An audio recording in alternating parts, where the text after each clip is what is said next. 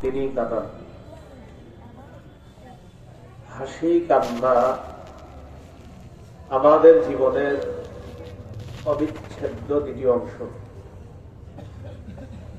জীবনে চলার পথে কখনো হাসতে হয়, কখনো কাঁদতে হয়। তবে আজকে থেকে আমরা একটা প্রতিজ্ঞা করব, আমাদের জীবনে চলার পথে আল্লাহর জন্য আমাদের কান্নাটা যেন বেশি হয়। আল্লাহ তৌফিক দান করেন। সহিহ বুখারীর বর্ণনা 1044 নম্বর হাদিস। এই হাদিসের মধ্যে আছে قال رسول الله صلى الله عليه وسلم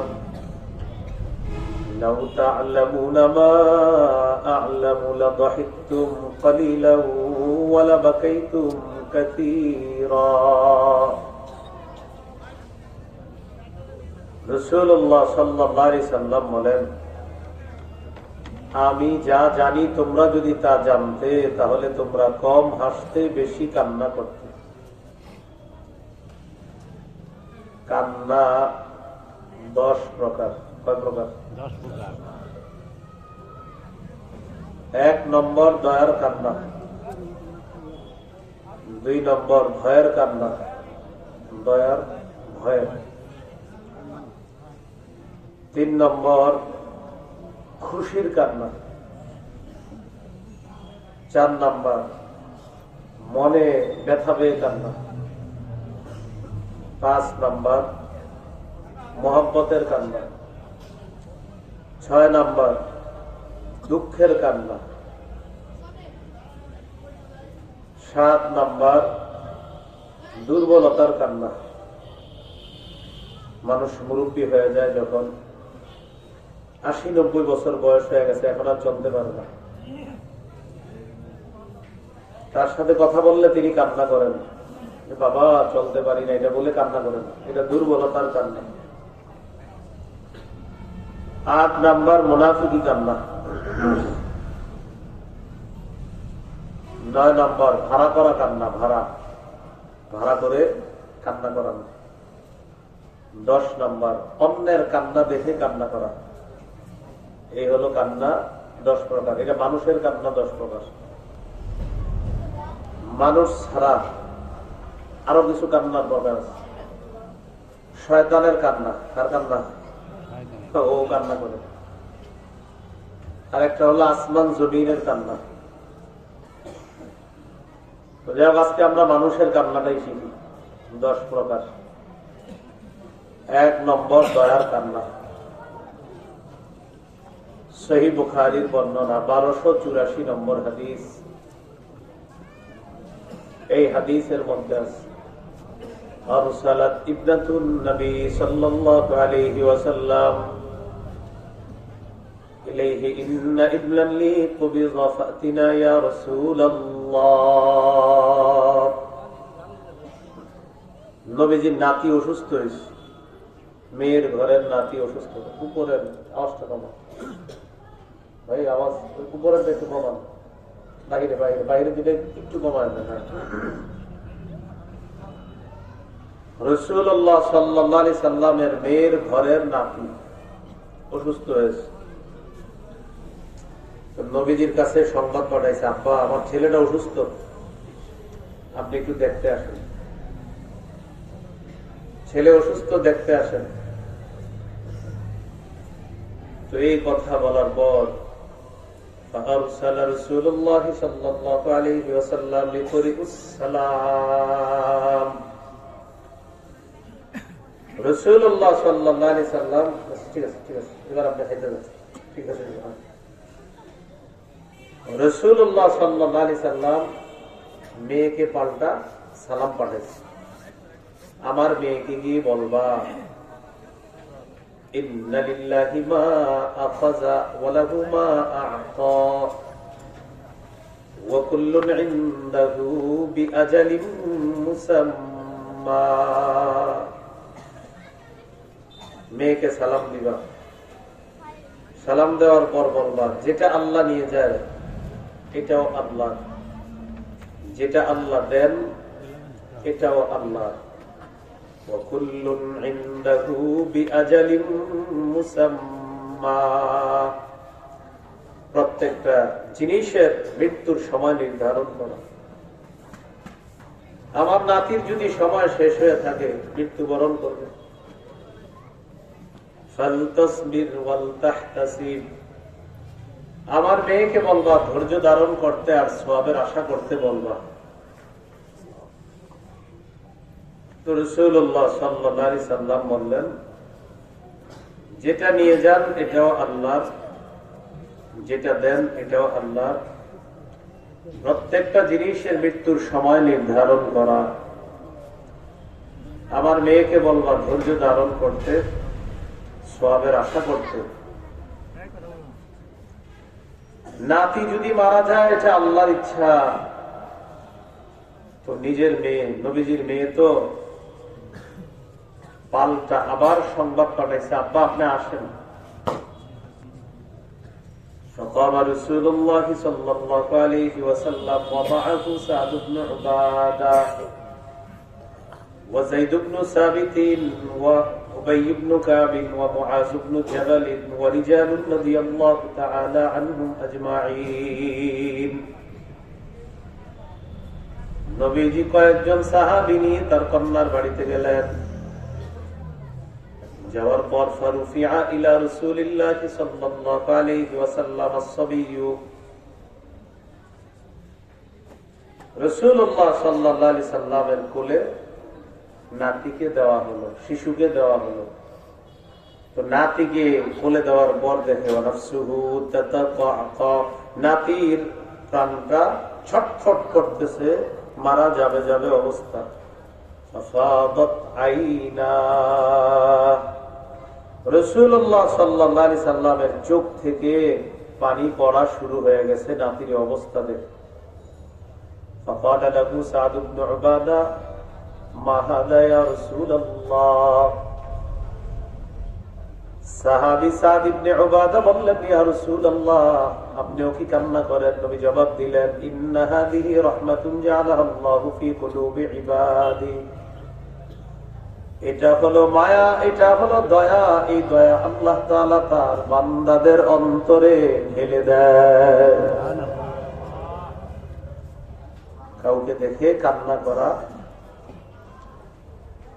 কারো মুমূর্ষু অবস্থা দেখে চোখে পানি আসা, এটা দয়ার কান্না, এটা মায়ার কান্না। ইন্নামা ইয়ারহামুল্লাহু মিন ইবাদিহির রুহামা, বান্দাদের মধ্যে যাদের অন্তরে দয়া আছে, মায়া আছে, আল্লাহ তাআলা এই বান্দাদের প্রতি দয়া করেন, রহম করেন, মায়া করেন। তাহলে এখান থেকে শিখলাম, কারো মৃত্যুতে যদি চোখে পানি আসে, এটা হলো দয়ার কান্না, এটা মায়ার কান্না। আর এই দয়া মায়া আল্লাহ বান্দার অন্তরে ঢেলে দেয়। সহিহ বুখারীর বর্ণনা 1303 নম্বর হাদিস, 1303। রাসূলুল্লাহ সাল্লাল্লাহু আলাইহি সাল্লামের ছেলে ইব্রাহিম রাদিয়াল্লাহু তাআলা, তার দুধ পিতার নাম হলো আবু সাইফ, কর্মকার পেশায়। তো ওই ইব্রাহিম রাদিয়াল্লাহু তাআলা যার বাড়িতে লালিত পালিত হয়, তিনি আবু সাইফ তার নাম, তিনি পেশায় কর্মকার। সন্তান অসুস্থ হয়েছে, নবীজিরা শুইনা ছেলেকে দেখতে গেছে। কার বাড়িতে? কর্মকার আবু সাইফের বাড়িতে। হাদিসের বর্ণনাকারী আনাস রাদিয়াল্লাহু তাআলা তিনি বলেন, দাখালনা মা রাসূলিল্লাহি সাল্লাল্লাহু আলাইহি ওয়াসাল্লাম আলা আবি সাইফ আল-কাইন, নবীজির সাথে আমরা কর্মকার আবু সাইফের বাড়িতে গেলাম। নবীজি তার সন্তান ইব্রাহিমকে দেখার পর আফাদা রাসূলুল্লাহ সাল্লাল্লাহু আলাইহি ওয়াসাল্লাম ইব্রাহিম ওয়া ক্বাব্বালাহু ওয়া শাম্মা, নবী তার সন্তান ইব্রাহিমকে কোলে নিলেন, চুমা দিলেন, নাকে মুখে লাগাইলেন। ওই দিনের মতো আল্লাহ নবী চলে আসলেন। হযরতে আনাস বলেন, কিছুদিন পর সন্তান আবার অসুস্থ হয়েছে। নবীর সাথে তার সন্তান ইব্রাহিমকে দেখার জন্য আমরা কর্মকার আবু সাইফের বাড়িতে গেলাম। যাওয়ার পর দেখি ওয়া ইব্রাহিম ইয়াজুদু বিনাফসিহি, ইব্রাহিমের প্রাণটা যায় অবস্থা। ফাযারাফাত আইনা রাসূলিল্লাহি সাল্লাল্লাহু আলাইহি ওয়াসাল্লাম, সন্তানের এই অবস্থা দেখে আল্লাহ নবীর চোখ থেকে পানি পড়া শুরু হয়ে যায়। সাহাবী আব্দুর রহমান ইবনে আউফ প্রশ্ন করলেন, মা হাদা ইয়া রাসূলুল্লাহ, আনতা ইয়া রাসূলুল্লাহ, হুজুর আপনিও কান্না করেন? নবীজি জবাব দিলেন, এটা হলো দয়া, এটা হলো মায়া। কারো অসুস্থ অবস্থা দেখে, কারো মুমূর্ষ অবস্থা দেখে, কারো কঠিন অবস্থা দেখে চোখে যদি পানি আসে, এটা দয়ার কান্না, এটা হলো মায়ার কান্না। এরপর আল্লাহ নবী 4টি কথা বললেন আমাদের জন্য অত্যন্ত গুরুত্বপূর্ণ শিক্ষা। কয় কথা? এটা মন দিয়ে শুনেন। নবীজি বলেন, ইন্নাল আইনা তাদমা, কারো মৃত্যুতে চোখ থেকে পানি আসতে পারে, এটা স্বাভাবিক বিষয়। ওয়াল কলবা ইয়াহজান, অন্তর ব্যথিত হতে পারে, এটা স্বাভাবিক বিষয়। ওয়া ইন্না বিফিরাতিকা ইয়া ইব্রাহিম লামাহজুনুন, ইব্রাহিম তোমার বিয়োগ ব্যথায় আমরা শোকাহত। তাহলে 3টা আগে শিখেন। কারো মৃত্যুতে চোখে পানি আসা ঠিক আছে, কারো মৃত্যুতে অন্তর ব্যথিত হওয়া ঠিক আছে, কারো মৃত্যুতে শোকাহত হওয়া ঠিক আছে। এই 3টা ঠিক আছে। ঠিক নাই কোনটা? ওয়ালা নাকুলু ইল্লা মা ইয়ারদা রাব্বুনা, কারো মৃত্যুতে আমরা মুখ দিয়ে এমন কথা বলবো না যে কথায় আল্লাহ অসন্তুষ্ট হন, এমন কথা বলবো না, এটা ঠিক নেই। কারো মৃত্যুতে মুখ দিয়ে উল্টা পাল্টা কথা বলা, এটা অন্যায়। মালাকুল মাউত আমার ঘরটা দেখলো আর কারো ঘর দেখলো না, নাউজুবিল্লাহ, এটা বলা যাবে না। তাহলে এটা অন্যায়, মনে থাকবে। তাহলে চোখে পানি আসতে পারে, অন্তর ব্যথিত হতে পারে, শোকাহত হতে পারবো আমরা, এই 3টা ঠিক আছে, জায়েজ আছে। মুখ দিয়ে উল্টা পাল্টা কথা বলা এটা নিষেধ, এটা জায়েজ নেই। আর একটা হাদিস শুনলে আপনাদের স্পষ্ট হবে বিষয়টা। আরো সহিহ বুখারী 1304 নম্বর হাদিস, 1304 নম্বর হাদিস। রাসূলুল্লাহ সাল্লাল্লাহু আলাইহি সাল্লামের সাহাবী সাদ ইবনে উবাদা রাদিয়াল্লাহু তাআলা অসুস্থ হয়েছে। অসুস্থ সাহাবীকে দেখার জন্য রাসূল সাল্লাল্লাহু আলাইহি সাল্লাম সাহাবীর বাড়িতে গেলেন, আরো 3 জন সাহাবী নিয়ে গেলেন। যেই 3 জনকে নিলেন, একজন আব্দুর রহমান ইবনে আউফ, আরেকজন আব্দুল্লাহ ইবনে মাসউদ, আরেকজন সাদ ইবনে আবি ওয়াক্কাস রাদিয়াল্লাহু তাআলা আনহু। এই 3 সাহাবীকে নিয়ে তিনি তার অসুস্থ সাহাবীকে দেখতে গেলেন। فلما دخل عليه وجده في غاشية أهله فقال رسول الله صلى الله عليه وسلم إنه قد قضى। নবীজি সাদ ইবনে উবাদার বাড়িতে ঢুকলেন। ঢোকার পর দেখে সবাই তাকে ঘিরে আছে। আমাদের মধ্যে কেউ যখন মারা যায়, মুমূর্ষ রোগীকে আমরা চারপাশ থেকে ঘিরে রাখি, দোয়া দুরূদ করতে থাকি। নবীজি যখন তাদেরকে দেখলেন, দেখার পর বললেন, ইন্নাহু ক্বাদ কাযা। সাদ কি মারা গেছে? আছে সাদ? তারা জবাব দিলেন, লা ইয়া রাসূলুল্লাহ, হুজুর এখনো মারা যায় নাই, তবে অবস্থা আশঙ্কাজনক।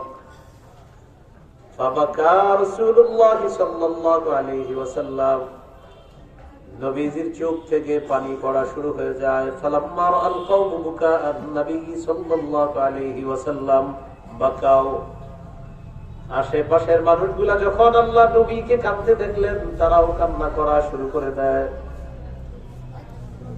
নবী কান্না করে, আশেপাশের মানুষগুলা কান্না করে। এরপর আল্লাহ নবী বললেন, আলা তাসমাউনা ইন্নাল্লাহা লা ইউআযযিবু বিদামইল আইন। নবীজি বললেন, শোনো, চোখের পানির কারণে মৃত ব্যক্তিকে আল্লাহ তাআলা আযাব দেন না। ওয়ালা বিহুজনিল কলবি, অন্তর ব্যথিত হওয়ার কারণে আল্লাহ তাআলা মৃত ব্যক্তিকে আযাব দেন না। তাহলে চোখের পানির কারণে মৃত ব্যক্তিকে আল্লাহ আযাব দেন না। মৃত্যুবরণ করার পর পরিবারের মানুষগুলা অন্তরে ব্যথা পায়, এই ব্যথার কারণে মৃত ব্যক্তিকে আল্লাহ আযাব দেন না। ওয়ালাকিন ইউআযযিবু বিহাযা ওয়া আশারা ইলা লিসানি, নবীজি তার জবানের দিকে ইঙ্গিত করে বললেন, শোনো এটার কারণে আযাব দেয়, এটার কারণে, হ্যাঁ বুঝছেন, এটার কারণে আযাব দেয়। তাহলে চোখের পানির কারণে আযাব দেন না, অন্তর ব্যতীত হয় এই কারণে আযাব দেন না। নবী বলেন ওয়ালাকিন ইউআযযিবু বিহাযা, জিহ্বা, এই জিহ্বার কারণে মৃত ব্যক্তিকে আযাব দেন। এর মানে কোন ব্যক্তি মারা যাওয়ার পর পরিবারের মানুষগুলা যদি জিহ্বা দিয়ে উল্টা পাল্টা কথা বলে, এই কারণে মৃত ব্যক্তির আযাব হয়। নবীজি বলেন ইন্নাল মাইয়িতা ইউআযযাবু বিবুকাই আহলিহি আলাইহি।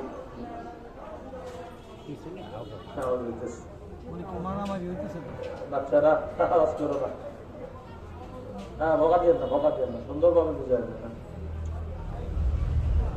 রাসূলুল্লাহ সাল্লাল্লাহু আলাইহি সাল্লাম বলেন ইন্নাল মাইয়িতা ইউআযযাবু বিবুকাই আহলিহি আলাইহি। শোনো, তোমরা মৃত ব্যক্তিকে তার পরিবারের বিলাপ করে কান্না করার কারণে আযাব দেওয়া হয়।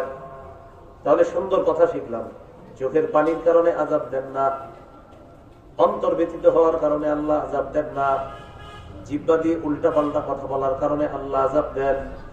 এরপর নবী বলেন বিলাপ করে কান্না করার কারণে মৃত ব্যক্তিকে আযাব দেওয়া হয়, বিলাপ করে কান্না করার কারণে মৃত ব্যক্তিকে আযাব দেওয়া হয়।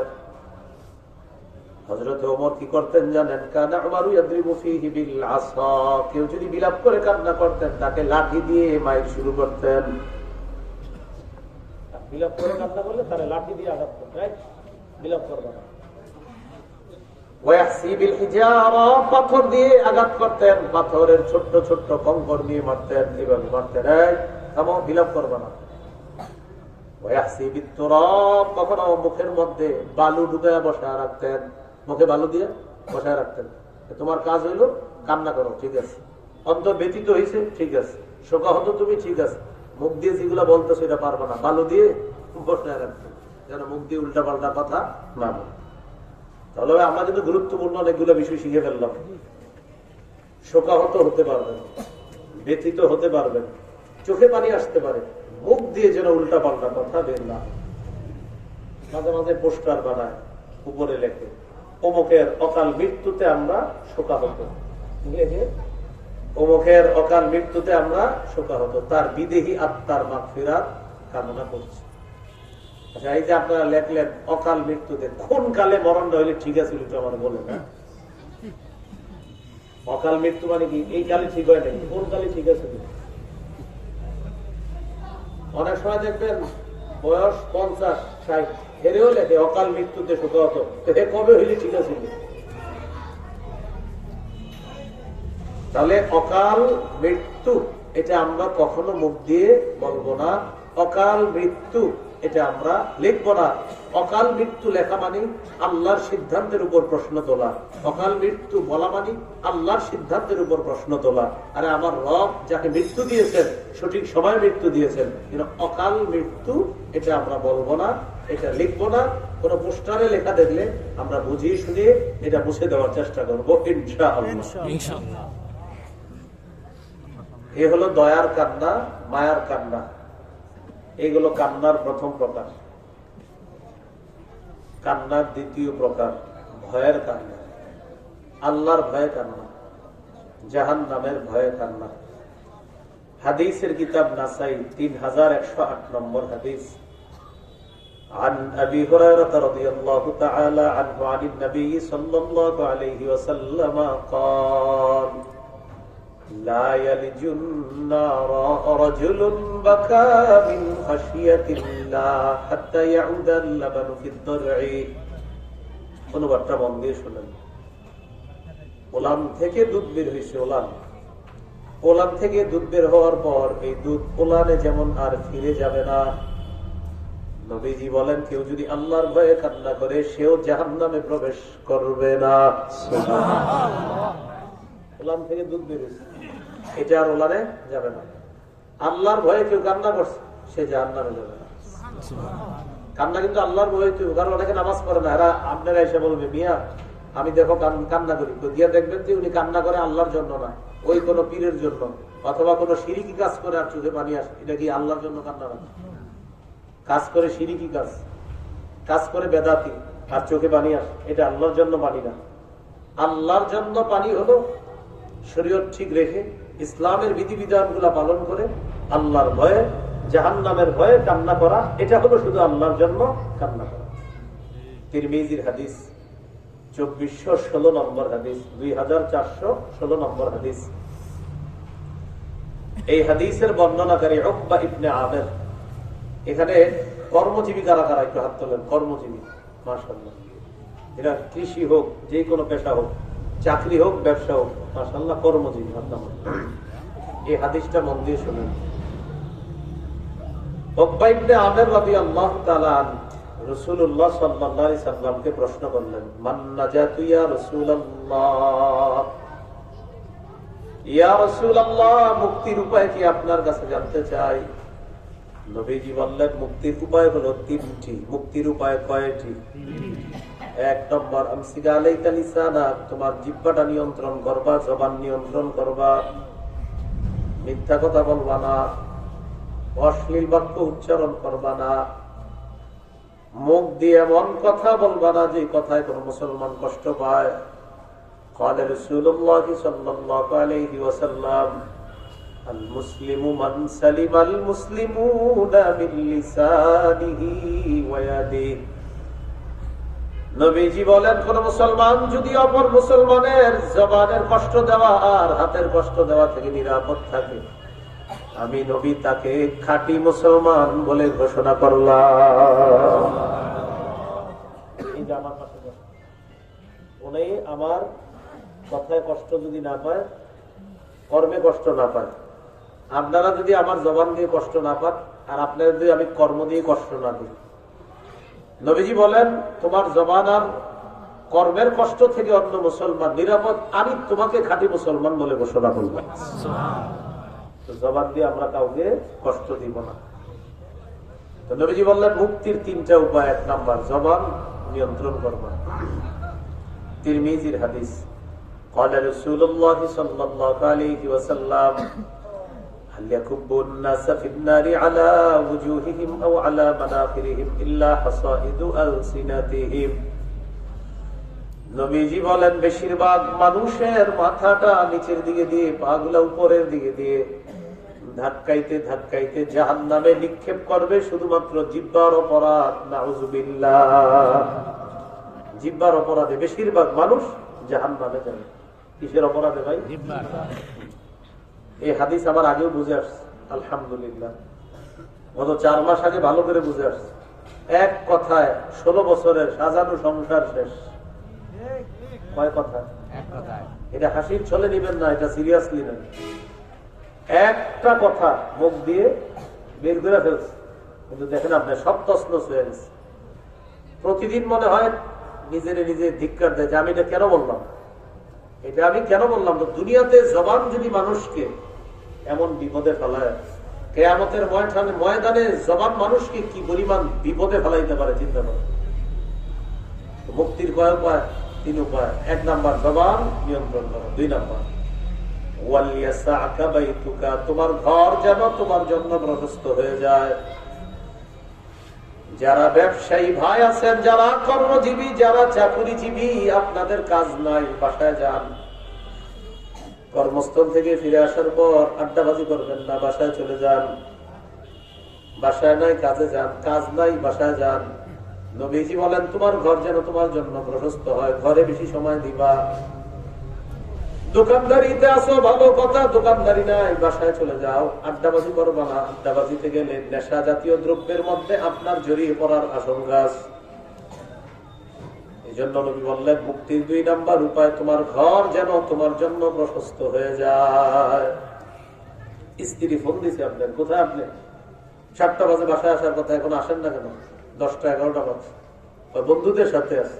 ঠিক আছে, 1 দিন 2 দিন 3 দিন প্রতিদিন একই জবাব দেয়। হঠাৎ বিবি জানতে পারে তার স্বামী কোনো না কোনো অন্যায় কাজের মধ্যে ভালোভাবেই জড়িয়ে পড়ছে, নেশার মতো কোন অন্যায় কাজে জড়িয়ে পড়ছে। তাই নবীজি বলেছিলেন, তোমার ঘর তোমার জন্য যেন প্রশস্ত হয়, মানে ঘরে থাকবা, বাহিরে বেশি থাকবা না, কাজ আছে কাজে থাকবা, কাজ নাই ঘরে থাকবা। নবী বললেন এটা হলো মুক্তির 2 নম্বর উপায়। আপনি একটু চিন্তা করেন, আপনার ছেলে মেয়ের সামনে আছেন, স্ত্রীর সামনে আছেন, মা বাবার সামনে আছেন, হাজারো গুনাহ মন চাইলেও করতে পারবেন না, হাজারো গুনাহ আপনি মন চাইলেও করতে পারবেন না, কারণ আপনার মা বাবার সামনে, স্ত্রীর সামনে, ছেলে সামনে, মেয়ের সামনে, আপনার এই মুহূর্তে আপনার বাবা আছে সামনে, একটা সিগারেট আপনার টানতে মন চাইলেও পারবেন না আপনার আব্বার সামনে, আপনার আম্মার সামনে আছে, আপনার একটা হারাম কাজ করতে মন চাইলেও পারবেন না। এই জন্য নবী বললেন মুক্তির 2 নম্বর উপায়, ঘরে থাকো, ঘরে থাকো, তোমার ঘর যেন তোমার জন্য প্রশস্ত হয়। 3 নম্বর, ওয়াবকি আলা খাতিআতি, গুনাহের উপর কান্নাকাটি করবা, গুনাহ স্মরণ করে কান্নাকাটি করবা। তো গুনাহ থেকে কাঁদবো কেন? আল্লাহর ভয়ে, জাহান্নাম থেকে বাঁচার জন্য। আল্লাহ আমাদেরকে তৌফিক দান করেন, আমিন। হাদিসের একটা কিতাব আছে আল জামিউস সগীর, এই কিতাবের 8655 নম্বর হাদিস। এই হাদিসের মধ্যে আছে عن أنس بن مالك رضي الله تعالى عنه عن النبي صلى الله عليه وسلم قال من ذكر الله ففاضت عيناه حتى يصيب الأرض لم يعذبه الله يوم القيامة। কোন ব্যক্তি আল্লাহকে স্মরণ করে, আল্লাহর স্মরণে তার চোখে যদি পানি আসে, আর এই পানি যদি জমিনের মধ্যে পড়ে যায়, আপনি আল্লাহকে স্মরণ করলেন, আপনার চোখে পানি আসছে, ঘটনা চক্রে চোখের পানির ফোঁটা জমিনে পড়ে গেছে, লাম ইউআযিবহু আল্লাহু ইয়াওমাল কিয়ামাহ, আল্লাহ তাআলা কিয়ামতের ময়দানে তাকে আযাব দিবেন না।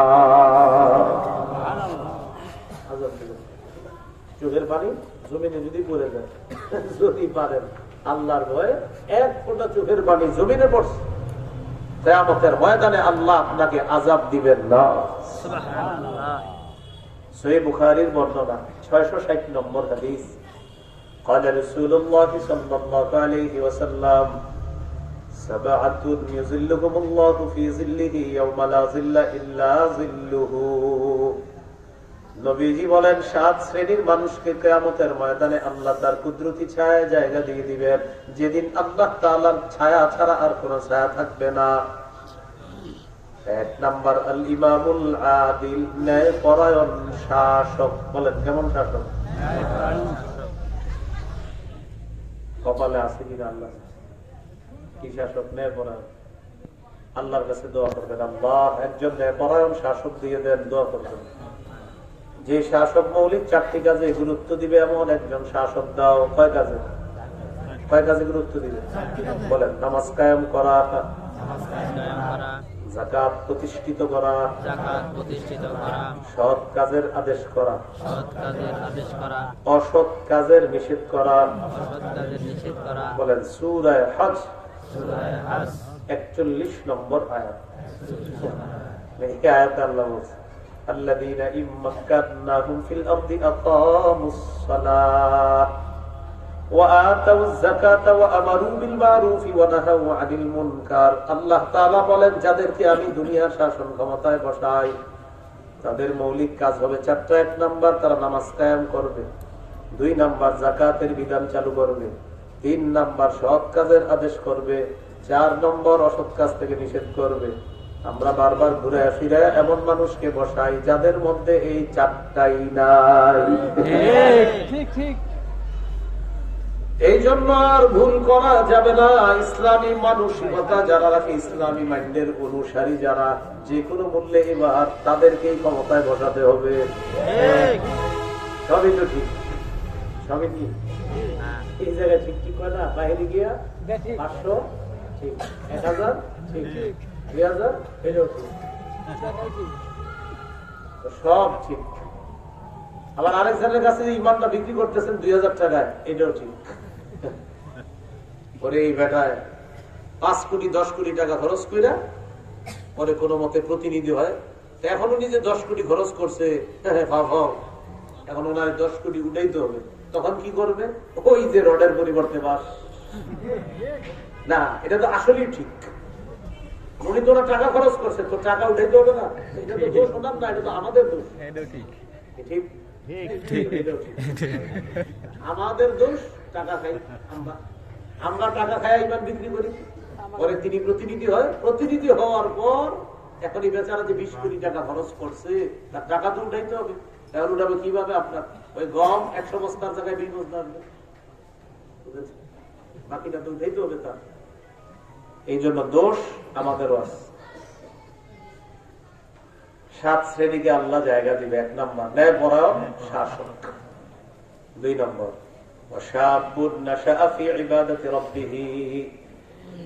যে যুবকের যৌবনকালকে ইবাদতে কাটে, এই যুবককে কিয়ামতের ময়দানে আল্লাহ তাআলা আরশের ছায়ায় জায়গা দিয়ে দিবেন। 3 নম্বর ওয়ারাজুলুন কলবুহু মুআল্লাকুন ফিল মাসাজিদ, যার অন্তরটা মসজিদের সাথে লেগে আছে, এই মানুষটাকে কিয়ামতের ময়দানে আল্লাহ আরশের ছায়ায় জায়গা দিয়ে দিবেন। এশার নামাজ পড়ছে, পড়ার পর অন্তর মসজিদের সাথে লেগে আছে, কখন ফজরের নামাজ পড়বে। ফজরের নামাজ পড়ার পর সারাদিন কাজ করে অন্তর মসজিদের সাথে লেগে আছে, জোহর কখন পড়বে। জোহর পড়ার পর খাবার খায়, সামান্য একটু শোয়, বিবিকে বলে আসরের নামাজের আজান দিকে উঠায় দিবা। আসরের আজান হয়, লোকটা মসজিদে যায়। আসরের পর ব্যাগ নিয়ে বাজারে যায়, বাজার করে আসার সময় রাস্তায় মাগরিবের আজান দিয়ে দেয়। ওযুখানায় বাজারের ব্যাগটা রেখে ওই বান্দা আল্লাহর দরবারে নামাজে দাঁড়ায় যায়। মাগরিবের পর বাসায় আসে, কানটা মসজিদের মাইকের দিয়ে রাখে, কখন আজান হবে। এশার নামাজের আজান হয়, বান্দা আল্লাহর ঘরের দিকে রওনা হয়ে যায়। নবীজি বলেন, এই মানুষটাকে তোমরা চিনো আর না চিনো, তোমাদের চেনার প্রয়োজন নাই। অন্তর মসজিদের সাথে লেগে আছে, ব্যাপারটা আল্লাহ জানে। কিয়ামতের ময়দানে আল্লাহ তাকে আরশের ছায়ায় জায়গা দিয়ে দিবেন। 4 নম্বর ওয়ারাজুলান তাহাব্বা ফিল্লাহ ইজতামাআ আলাইহি ওয়া তাফাররাকা আলাইহি। 4 নম্বর এমন 2 ব্যক্তি, যে 2 ব্যক্তি একে অপরকে আল্লাহর জন্য ভালোবাসে, একত্রিত হয়, আল্লাহর জন্য আলাদা হয়। এই 2 ব্যক্তিকে আল্লাহ তাআলা কিয়ামতের ময়দানে আরশের ছায়ায় জায়গা দিয়ে দিবেন। 5 নম্বর রাজুলুন দাআতহু ইমরাআতুন যাতু মানসিবিন ওয়া জামালিন ফাকালা ইন্নী আখাফুল্লাহ। এক ব্যক্তিকে সুন্দরী, বংশীয়, সম্ভ্রান্ত কোন নারী খারাপ কাজের দিকে আহ্বান করেছে। ওই ব্যক্তি বলেছে, আমি আল্লাহকে ভয় করি। আল্লাহ তাআলা তাকেও কিয়ামতের ময়দানে তার কুদরতির ছায়ায় জায়গা দিয়ে দিবেন। 6 নম্বর ও 5 নম্বর ওয়ারাজুলুন, নামাজ গেল 6 নম্বর ওয়ারাজুলুন যাকারাল্লাহ খালিয়ান ফাফাদাত আইনা। এক ব্যক্তি নির্জনে বসে আল্লাহকে স্মরণ করে, আর তার 2 চোখ দিয়ে পানি পড়ে।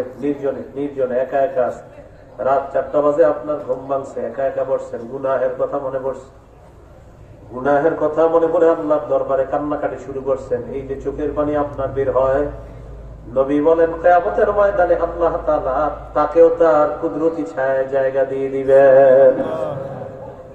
7 নম্বর ওয়ারাজুলুন তাসাদদাকা আখফা হাত্তা লা তা'লামা শিমালুহু মা তুনফিকু ইয়ামিনুহু। যে ব্যক্তি ইখলাসের সাথে আল্লাহর রাস্তায় দান করে, তার বাম হাত জানে না ডান হাত কি দান করে। এই মানুষটাকেও কিয়ামতের ময়দানে আল্লাহ তাআলা তার ছায়ায় জায়গা দিয়ে দিবেন। এই 7 ব্যক্তি আরশের ছায়ায় জায়গা পাবেন। এর মধ্যে একজন হলো যে নির্জনে কান্না করে আর চোখ থেকে পানি বের হয়। আল্লাহ আমাদেরকে আল্লাহর ভয়ে কান্না করার তৌফিক দান করেন। এই গেল আপনার ভয়ের কান্না।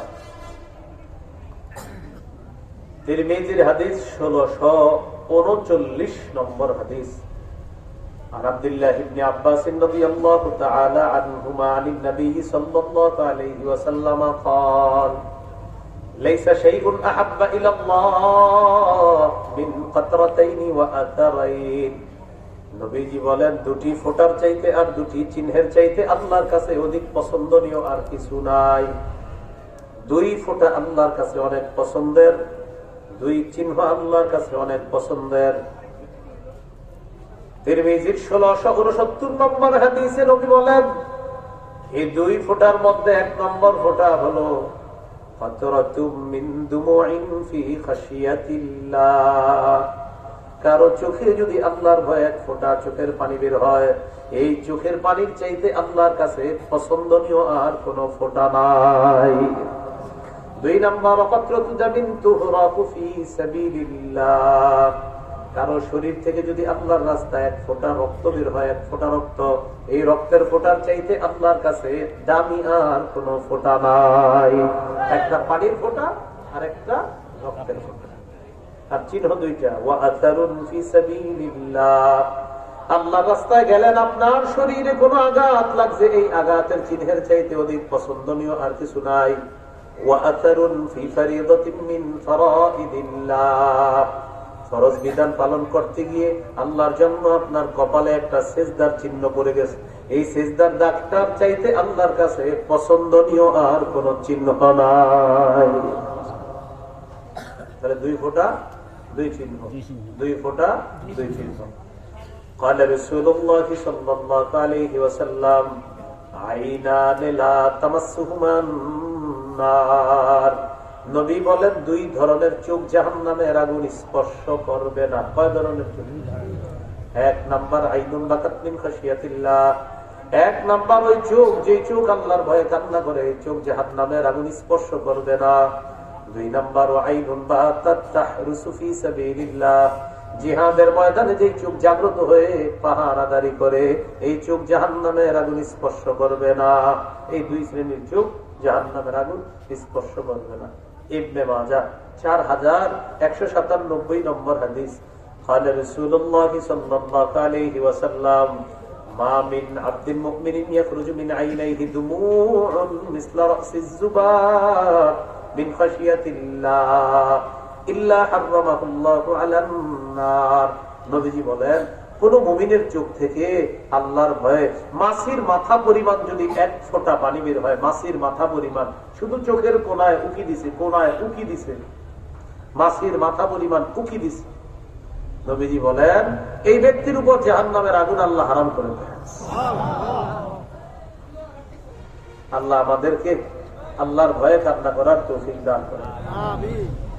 3 নাম্বার বুকাউল ফারহি, খুশির কান্না।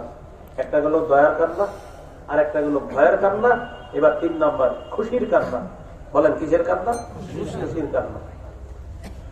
সহিহ মুসলিমের বর্ণনা 6290 নম্বর হাদিস। মাদ্রাসা পাঠ্যপুস্তক অনুসারে 2491 নম্বর হাদিস। আর আপনাদের পকেটের ওস্তাদ অনুযায়ী 6290, আর আমাদের মাদ্রাসার কিতাব অনুযায়ী 2491। পকেটের ওস্তাদ, হ্যাঁ বুঝছেন, মোবাইলে হাদিস পড়ে, ওইটাতে দেখবেন 6290 নম্বর হাদিস। অ্যাপস আছে, একটা অ্যাপস, ওটা হাদিস সংখ্যা হবে ওখানে 7453টা। যদিও এটা আন্তর্জাতিক নাম্বার না, এরপরে বলে দিলাম এটা কিন্তু সারা ওয়ার্ল্ডে ফলো করে না। আপনি মোবাইলে যেটা ফলো করেন এটা ওয়ার্ল্ডে ফলো করা হয় না। ওয়ার্ল্ডে ফলো করা হয় ওইটাই যেটা আমাদের মাদ্রাসায় পড়ানো হয়, আলহামদুলিল্লাহ। তো এরপরে বলে দিলাম কেন অনেকে পড়ে হাদিস, ও তাদের সুবিধার্থে বলে দিলাম, ওইটা মিলে যাবে। আবু হুরায়রা রাদিয়াল্লাহু তাআলা আনহুর আম্মা মুশরিকা, ছেলে মুসলমান, মা মুশরিকা। ডেলি মারে দাওয়াত দেয়, আম্মা মুসলমান হন, মুসলমান হন, হয় না। একদিন দাওয়াত দিছে, দাওয়াত দেওয়ার পর নবীজির কিছু গালি দিচ্ছে, নাউজুবিল্লাহ বলে, উল্টা পাল্টা কথা বলছে নবীর সামনে। আবু হুরায়রা কষ্ট পেয়েছে, দৌড়ে নবীজির কাছে গেছে, কাঁদতেছে। কি আবু হুরায়রা, কি হয়েছে, কান্না করো কেন? আবু হুরায়রা রাদিয়াল্লাহু তাআলা আনহু বললেন, হুজুর আমার আম্মারে আমি ডেইলি দাওয়াত দেই, উল্টা পাল্টা কথা আমারে বলে। আজকে দাওয়াত দিছি আসমাআতনি ফিকা মা আকরাহু, আপনার ব্যাপারে এমন কথা বলছে যেটা আমার পছন্দ হয়নি। তো এখন কি করবো বলো, আমি কি করবো? উদউল্লাহ আইয়াহদিয়া উম্মা আবি হুরায়রা, হুজুর আপনি একটু আল্লাহর কাছে দোয়া করেন, আল্লাহ যেন আবু হুরায়রার মাকে হেদায়েত দিয়ে দেন। নবীজি সাথে সাথে দোয়া করলেন, আল্লাহুম্মা হদি উম্মা আবি হুরায়রা, আল্লাহ আবু হুরায়রার মাকে আপনি হেদায়েত দিয়ে দেন। আবু হুরায়রা তাড়াতাড়ি বাড়ির দিকে রওনা করলেন। তিনি বলেন, ফাসিরতু ইলাল বাব ফাইদা হুয়া মুজাফ। বাড়ির কাছে আসলাম, দরজার সামনে গিয়ে দেখলাম দরজাটা বন্ধ। সামিআত উম্মি খাশফা কদামাইয়া, আমার মা আমার দুই পায়ের আওয়াজ শুনছে ভিতর থেকে। আওয়াজ শোনার পর বুঝতে পারছে আমি আবু হুরায়রা। দরজার ভিতর থেকে নরম কণ্ঠে আম্মা আমাকে বললেন, মাকানাত ইয়া আবা হুরায়রা, বাবা আবু হুরায়রা ওখানেই থাকো। কণ্ঠ নরম, দোয়ায় কাজ হয়ে গেছে। সামিআতু খতখতাতাল মা, আবু হুরায়রা বলেন ভিতর থেকে পানির কলকল আওয়াজ শুনতে পেলাম। আম্মা গোসল করলেন, চাদর পরিধান করলেন, দরজার দিকে আসলেন, চুলগুলা মুছতে মুছতে দরজা খুললেন। খোলার পর আমার আম্মা বললেন, আশহাদু আল্লাহ ইলাহা ইল্লাল্লাহ ওয়া আশহাদু আন্না মুহাম্মাদার রাসূলুল্লাহ। আবু হুরায়রার মা শাহাদাত পড়ে ওই মুহূর্তেই মুসলমান হয়ে যায়। আবু হুরায়রা ঘরে ঢুকে না, ঘরে না ঢুকে নবীজির কাছে আবার দৌড় দিচ্ছে। এবার কাঁদতেছে। তিনি নিজে বলেন, আবকি মিনাল ফরহি, কয় খুশিতে আমি কাঁদতে কাঁদতে আবার দৌড়। এই হলো খুশির কান্না। মনে আছে 3 নম্বর প্রকার কিসের কান্না? খুশির কান্না। খুশিতে কাঁদতে কাঁদতে দৌড়। রাসূলুল্লাহ সাল্লাল্লাহু আলাইহি সাল্লামের কাছে গেছে। যাওয়ার পর বললেন, ইয়া রাসূলুল্লাহ, আবশির, সুসংবাদ গ্রহণ করেন। ইস্তাজাবাল্লাহু দাওয়াতাক ওয়া হাদা উম্মা আবি হুরায়রা। হুজুর, আল্লাহ আপনার দোয়া কবুল করেছে। আবু হুরায়রার মাকে আল্লাহ হেদায়েত দিয়ে দিয়েছে, মা মুসলিমা হয়ে গেছে। হুজুর আরেকটা দোয়া করেন, আপনি এই জন্য আসছি। উদুল্লাহ আইয়ুহাব্বিবানি আনা ওয়া উম্মি ইলা ইবাদিহিল মুমিনিনা ওয়া ইউহাব্বিবাহুম ইলাইনা। আল্লাহর কাছে দোয়া করেন, আল্লাহ যেন আমাকে আর আমার মাকে মুমিনদের অন্তরে মুহাব্বতের পাত্র বানায় দেয়, আর সব মুমিনদেরকে যেন আমাদের অন্তরে মুহাব্বতের পাত্র বানায় দেয়। হুজুর এই দোয়াটা করেন। নবীজি দোয়া করলেন, আল্লাহুম্মা হাব্বিব উবাইদাকা হাযা ইলা ইবাদিকাল মুমিনিনা ওয়া হাব্বিবহুম ইলাইহিম। আল্লাহ, আপনার এই ছোট্ট বান্দাটা, মায়া করে সাহাবীর ছোট্ট বান্দা বল, আল্লাহ আপনি আপনার এই ছোট্ট বান্দা আবু হুরায়রা আর তার মাকে আপনার বান্দাদের অন্তরের মধ্যে ভালোবাসার পাত্র বানায়া দেন, আর আপনার মুমিন বান্দাদেরকে আবু হুরায়রা আর তার মায়ের কাছে ভালোবাসার পাত্র বানায়া দেন। আবু হুরায়রা বলেন, নবী এই দোয়া করার পর আমার জীবনে যত মুমিন জন্মগ্রহণ করছে, আমার জীবনে আমার ব্যাপারে শুনেছে অথবা আমাকে দেখেছে, ওই মুমিনই আমাকে ভালোবেসেছে। যারা আমার ব্যাপারে শুনছে দেখছে তারা ভালোবাসে। আমরা যারা হাদিস পড়াশোনা করি, আবু হুরায়রা নামটা শুনলে একটা ভালো লাগে, পড়তেও ভালো লাগে, হাদিসের কিতাবে এই নামটা দেখতেও ভালো লাগে। ওই যে নবী দোয়া করছে, এই জন্য এই ভালো লাগা আল্লাহ তৈরি করে দিচ্ছে। আমার একটা আলোচনা আছে শুধু আবু হুরায়রা, আলোচনা বিষয়বস্তু কি? ওই যে এক সময় যারা কোরআন শুধু কোরআন গবেষণা করে, হাদিস অস্বীকার করে, তো ওদের বিরুদ্ধে একটা বক্তব্য দিয়েছিলাম। তো ওরা টার্গেট বানাইছে দুইজনকে, একজন আবু হুরায়রা আর একজন আয়েশা সিদ্দিকা রাদিয়াল্লাহু আনহা। এই দুইজনকে নিশানা বানাইছিল হাদিস অস্বীকারীরা। কেন জানেন? কারণ বুখারীতে আবু হুরায়রা রাদিয়াল্লাহু তাআলা আর আম্মা জান আয়েশা সিদ্দিকা তাদের বর্ণিত হাদিস অনেক বুখারীতে। এই জন্য আবু হুরায়রাকে প্রশ্নবিদ্ধ করা গেলে হাদিস প্রশ্নবিদ্ধ করা যাবে। তো কোরআন শুধু গবেষক যারা আর হাদিস অস্বীকারীরা, এই দুইজন নিশানা করছিল, একজন আবু হুরায়রা আর একজন আম্মা জান আয়েশা সিদ্দিকা। এই দুইজন আমি তাদের মোকাবেলা আলহামদুলিল্লাহ আপনাদের দোয়ায় লম্বা জবাব দিয়েছি। এর মধ্যে একটা আলোচনা শুধু আবু হুরায়রা কে ছিলেন, এটা আপনারা সার্চ করলে দেখবেন, পাবেন যে আবু হুরায়রাকে তাকে দিয়ে আলাদা শুধু আমার একটা ওয়াজ আবু হুরায়রা, শুধু আবু হুরায়রা। তার বংশ ভালো, তার মা ভালো, তার নবীর তার জন্য দোয়া করছে। শুধু তাই না, আজিব আজিব তার খাদ্যে বরকত, তার এলাকায় বরকত, তার কাজে বরকত। শুধু তাই না, নবীর দোয়ায় তার মেধায় আল্লাহ বরকত দিচ্ছে। ওনার মেধা বেশি ছিল না, শুরুর দিকে মেধা বেশি ছিল না, মেধা ছিল কম। সহিহ বুখারী 119 নম্বর হাদিসে আছে, মনটা খারাপ। নবীজি মসজিদে আসার পর দেখে আবু হুরায়রা মন খারাপ। কি আবু হুরায়রা, কি হুজুর আমি আপনার হাদিস শুনি খালি ভুলে যাই। তাই নাকি? হ্যাঁ, খুব সুদৃঢ়, তোমার চাদরটা বিছায়া দাও। আমি আমার চাদর বিছায়া দিলাম। নবীজি কি করলেন? দুই হাত দিয়ে চাদরে কি জানি ঢাইলা দিচ্ছে। কিছুই নেই, আসলে তো আছে, আমরা জানি টাকা। চাদর বেচাও তো বেচাইছি, এবার নিজের সাথে লাগাও। তো তিনি বলেন জমমতুহু ইলা সদরি, চাদরটা আমার বুকের সাথে এইভাবে লাগাইলাম, ফামা নাসিতু শাইআন বাদা, চাদর বুকের সাথে লাগানোর পর আমার জীবনে যা শুনি আর কখনো ভুলি না। তো এই সাহাবী হলেন আবু হুরায়রা। এটা হলো খুশির কান্না, 3 নাম্বার। 4 নাম্বার বুকাউল আলাম, মনে ব্যথা পেয়ে কান্না করা, মনে ব্যথা, মনে আঘাত পেয়ে কান্না করা। এটা কেমন কান্না? সহিহ বুখারীর বর্ণনা 5283 নম্বর হাদিস। এই হাদিস বুঝতে হলে আগে একটু বুঝেন। বলেন মুগীস বারিরা, মুগীস বারিরা। মুগীস তিনি হলেন গোলাম, বারিরা তিনি হলেন দাসী, মানে একজন দাস আর একজন দাসী। এই দুইজন সম্পর্কে স্বামী স্ত্রী। তাহলে স্বামী যিনি তিনি দাস, স্ত্রী যিনি তিনি হলেন দাসী। একটু বুঝছেন সবাই? তাহলে এক দাসের স্ত্রী আর এক দাসী, মানে গোলামের স্ত্রী হলেন দাসী। তাহলে স্বামী তার পরিচয় দাস আর স্ত্রীর পরিচয় দাসী, মানে দুইজনের একই পরিচয়। স্ত্রী বাড়িরা দেখতে ছিলেন সুন্দরী, স্বামী মুগীস দেখতে ছিলেন কালো। ইতিমধ্যে ওই বাড়িরা আম্মাজান আয়েশা সিদ্দিকা টাকা পয়সা দিয়ে তাকে দাসত্ব থেকে মুক্ত করে স্বাধীন বানায় দিলেন। তাহলে এখন বলেন তো, স্ত্রী কি দাসী না স্বাধীন? আর স্বামী কি দাস। তাহলে একজন পরাধীন আর একজন স্বাধীন, একজন হলেন দাস আর একজন স্বাধীন। এখন মাসালা হলো, ওই স্ত্রী স্বাধীন হওয়ার পর তার ওই গোলাম স্বামীকে রাখা না রাখার ব্যাপারে এখন তার ইচ্ছা। ইসলাম তাকে অধিকার দিয়েছে, তুমি তোমার স্বামী রাখতেও পারো, তোমার স্বামীকে তুমি ছেড়েও দিতে পারো। তো বাড়িরা যিনি তিনি দেখতে ছিলেন সুন্দরী, তিনি এই মুগীস দাস গোলাম তাকে রাখবে না। তো আব্দুল্লাহ ইবনে আব্বাস রাদিয়াল্লাহু তাআলা আনহু বলেন, আরে এই মুগীস রাদিয়াল্লাহু তাআলা আনহু, আমি দেখি উনি খালি বাড়ির চারপাশে খালি ঘুরে, তুমি আমারে ছাইরো না, তুমি আমারে ছাইরো না। তো আব্দুল্লাহ ইবনে আব্বাস রাদিয়াল্লাহু তাআলা আনহু বলেন, কান্নি আনজুরু ইলাইহি ইয়াবকি, যেন আমি এখনো দেখতে পাই যে কিভাবে মুগীস তার পিছে পিছে ঘুরছে আর কান্না করছে। এই যে মুগীস বাড়িরাকে না পেয়ে কান্না করাটা, এটা অন্তরে ব্যথার কান্না, বুকাউল আলাম, চোট পেয়ে কান্না, যে আমারে আজকে আমি কালো হওয়ার কারণে, দাস হওয়ার কারণে, তুমি স্বাধীন হওয়ার কারণে আমাকে রাখবা না, এই জন্য উনি কান্না করতেছে। অবশ্যই নবীজি বলেছিলেন ওই বাড়িরাকে, লাউ রাজাতিহি বাড়িরা, তুমি যদি আমার মুগীসকে ফিরিয়ে আনতা, মুগীসের কাছে যাইতা, এটা আমি নবীর মন চাই। তো বাড়িরা বলছিলেন, আতামুরুনি, হুজুর আপনি কি আমাকে আদেশ করতেছেন? যদি আদেশ করেন তাহলে আপনার হুকুম তো আমি অবশ্যই পালন করবো। নবীজি বললেন, না, আদেশ না, আশফাউলা, আমি তোমার সুপারিশ করতেছি। আর সুপারিশের মাসালা হলো, আপনি এটা গ্রহণ করতে পারবেন, আবার এটা গ্রহণ নাও করতে পারবেন।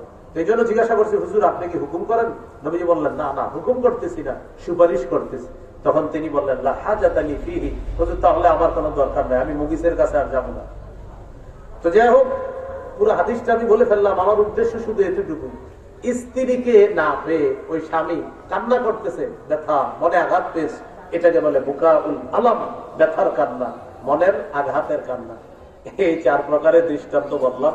5 নাম্বার মোহাব্বতের কান্না, 6 নাম্বার দুঃখের কান্না, 7 নাম্বার আপনার দুর্বলতার কান্না, মুরব্বী হয়ে যাওয়ার পর যে কান্নাটা, 8 নাম্বার নিফাকির কান্না, মুনাফিকের কান্না, অভিনয়ের কান্না, 9 নাম্বার ভাড়া করা কান্না, 10 নাম্বার আরেকজনের কান্না দেখে কান্না করা। এই হলো মোট 10 প্রকার। 4 প্রকারের অনেকগুলা দৃষ্টান্ত আমরা জানলাম। এর মধ্যে কিছু বিষয় শিখছি। কারো মৃত্যুতে চোখে পানি আসবে, কারো মৃত্যুতে অন্তর ব্যথিত হবে, কারো মৃত্যুতে শোকাহত হব, কিন্তু কারো মৃত্যুতে মুখ দিয়ে উল্টা পাল্টা কথা আমরা বলবো না। বলেন ইনশাআল্লাহ। ইনশাআল্লাহ। এই জন্য আমরা কিছু শিখতে পারছি। বলেন বলেন আলহামদুলিল্লাহ। মাদ্রাসার জন্য একটু দান করেন। ছাত্র ভাইরা একটু রুমাল নিয়ে যাও, ছাত্র ভাইরা একটু রুমাল নিয়ে